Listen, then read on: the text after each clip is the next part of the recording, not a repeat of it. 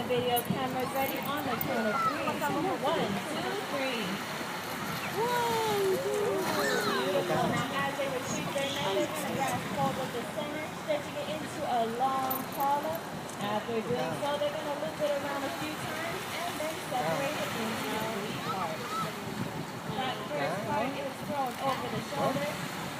The second part is held close against the body. And the third part is held in the left hand. The part held against the body is held in the right hand.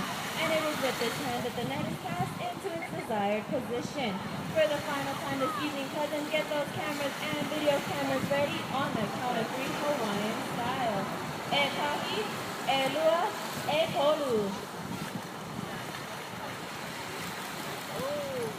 And there you have it, the ancient style of fishing. Let's give our fishermen a great big round of applause for doing a fantastic job this evening.